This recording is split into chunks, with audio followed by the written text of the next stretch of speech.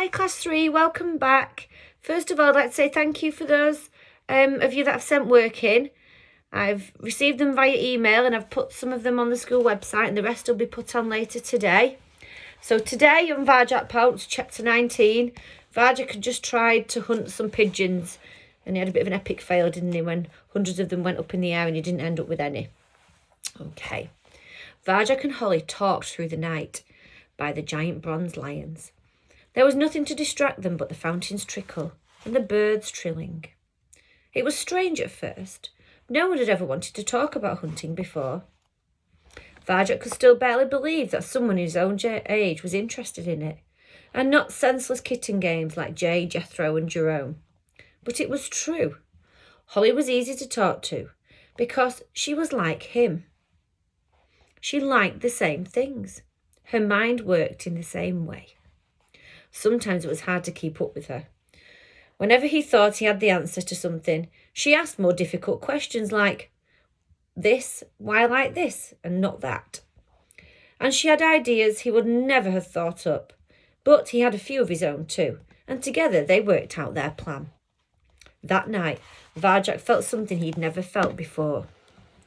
Or rather, he didn't feel something. He didn't feel alone anymore. They woke Tam just before dawn and explained the plan to her. Her eyes grew round with fear. Me, she said. You want me to do that? Why me? Can you do my part of the plan, said Holly. Or Varjak's? Well, no, but you've got to do it, Tam, said Varjak.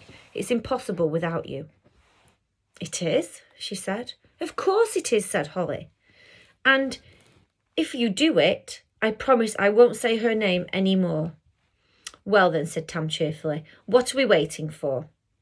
They took up their positions as the first rays of sunshine splashed onto the white buildings, filling the square with light. Everything began to glow. The ground, the sky, even the water in the fountain. Varjak crept up on the pigeons from one corner of the square. Holly crept up from another. Tam stood in front of them on the far side of the flock. At Holly's signal, Tam sprang at the pigeons. 100 birds beat their wings, fierce and dangerous in their flock. Tam kept going, never slowing, just aiming for the other side in a blur of speed they couldn't stop. And Varjak and Holly flew out of the morning sun behind them. It should have been easy. The birds were distracted by Tam and didn't see them coming in the haze of brilliant light. That was the plan. But even as Varjak dived in, the thrill of the hunt in his veins, it started to go wrong. Tam was clear through, but there were still too many pigeons in the mass. He and Holly were on the edge of the flock, but couldn't get close enough to any single bird to strike. The birds turned on Holly, wings flapping savagely, claws curving out. She didn't run. She stood there bravely, trying hard, but now they were surrounding her, pecking at her with shrill, sharp beaks. Holly was in trouble. She was trapped and she couldn't get out. They were tearing, scratching, ripping at her. Varjak could see panic mouthing in her face. Tam was helpless on the other side. Quick, he said. He had to do something quick. Slow time, the fourth skill. Everything will seem to slow down around you, but you will be fast. You will be faster than everything. Would it work in the real world? He breathed in. 2, 3, 4. Out, 2, 3, 4. And the wings slowed down. Varjak could see each beat, each claw, as if in slow motion. He dived after Holly into the mass of birds, moving smoothly through the chaos, making them fly apart for just a moment. Holly, he cried. He looked up. It was enough to break the rising terror in her eyes.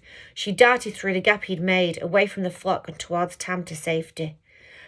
Out of danger now, Varjak breathed normally and switched out of slow time. It worked. The fourth skill really worked. Did they hurt you? He panted as he caught up with her. Nothing wrong with me, said Holly, though she was trembling. Thanks for getting me out, she added. much more quietly. No problem. He saved you, Holly, blubbed Tam. I guess we're even now, she muttered. I didn't do it for that, said Varjak. Holly didn't meet his eyes. But just for a second, Varjak thought he saw a smile flicker on her face. Come on, she said, sliding away from the square. We've got to hurry. I don't want to be here in broad daylight. It's too dangerous. You don't want another go, said Varjak. He knew she was shaken. Her fur was still ruffled, but maybe it would help to try again. Why bother, she said, padding back through the city. The plan didn't work. It was a stupid idea. No, it wasn't, said Varjak, keeping pace with her ahead of Tam. And you did everything you could. How about me, said Tam. Did I do all right, Varjak? You were great. You were both really brave. I was great, beamed Tam. There were just too many of them this time, said Varjak, but that doesn't mean it's impossible. Maybe, said Holly, picking up the pace. Maybe if we tried it another way. They started on a new plan as they headed back. The city was beginning to rumble with life once more, and familiar streets flashed past as they went by. Oh, I'm still hungry, said Tam. Her nostrils twitched. Wait, you two. It's that fishy smell again. She stopped by a turning off a side street, the same turning where Varjak had caught the mouse. Even in daylight it curved away into darkness, into shadow. But it's that lovely smell again, Tam, and there wasn't any food in the park, and the hunting didn't work, and I'm still so hungry. We're not stopping here, said Holly. If you go, you're on your own. She turned back to Varjak and carried on talking. They walked away, planning their next hunt together. Tam stayed behind at a turning. It's your loss, called Tam. I'll see you back in our alleys. There we go. Right, so tomorrow, I think the next 2 chapters are quite short. So we're going to do chapter 20 and 21 tomorrow. So I will speak to you all then. Bye-bye.